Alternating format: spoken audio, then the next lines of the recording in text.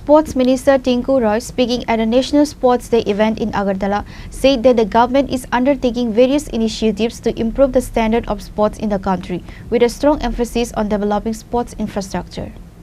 The three-day National Sports Day celebration, organized by the Department of Youth Welfare and Sports, officially began at the Agartala Town Hall. MP Rajiv Bhattacharya and Sports Minister Tinku Roy inaugurated the event by lighting a lamp. During his speech, Bhattacharya said that Prime Minister Narendra Modi's vision of a developed India includes a significant role for sports. He highlighted that the government is working to improve sports infrastructure across the country, recognizing its importance in achieving the goal of One India, Great India.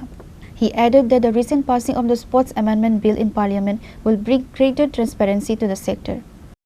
আমাদের মাননীয় রাজীব ভট্টাচার্য বলেছেন তিনি একজন sportsman এবং তিনি sportsman হওয়ার কারণে আমরা যে বিষয়গুলোর সহযোগিতা পেয়েছি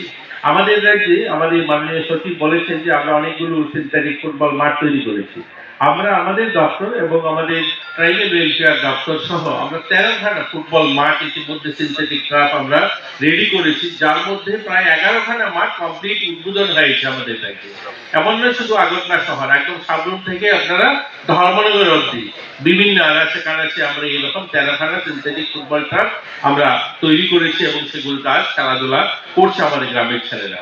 একখানা সিনথেটিক হকি মাঠ আপনারা বাধারঘাটে দেখেছেন হয়েছে দুখানা সিনথেটিক অ্যাথলেটিক ট্র্যাক তৈরি হয়েছে পানিসাগরে আন্তর্জাতিক মানের একটা সুইমিং পুল তৈরি করা হয়েছে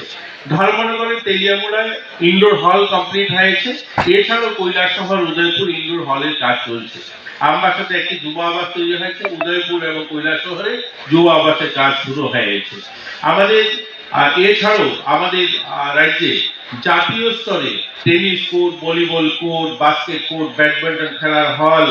এছাড়াও 20খানা ন্যাচারাল ঘাসের মাঠ আমরা ইতিমধ্যে তৈরি করছি আমাদের রাজ্যে যেগুলো অনেকগুলো মাঠ Sports Minister Tinku Roy also spoke at the event, detailing the state's government efforts to enhance sports infrastructure. He mentioned that significant emphasis has been placed on coaching and providing financial assistance to young athletes.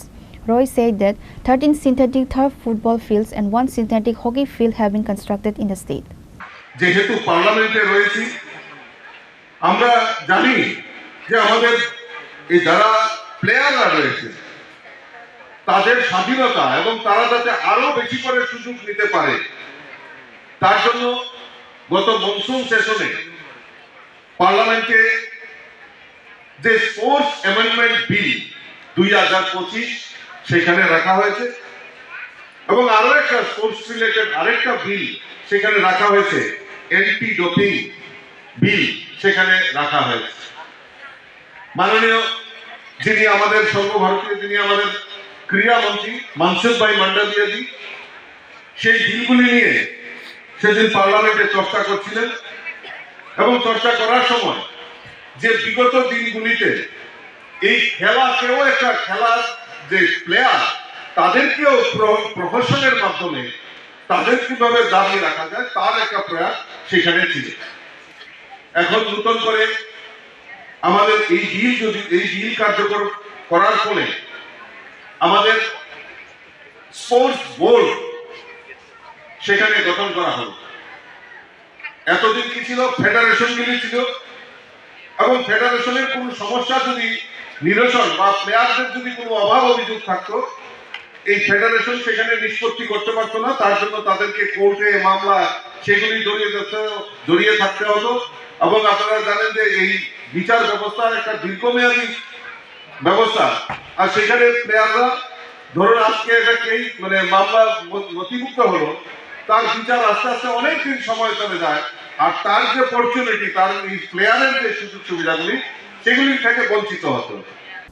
The event was attended by several notable figures including Director of Sports L. Darnong, Secretary Pradeep Kumar Chakraborty and Padma Shri Award Deepak Kumakar. During the ceremony, 19 talented athletes who have achieved success at the national level in various events were honored and felicitated for their accomplishments. Reported by Amit from Agartala, Chinikhona.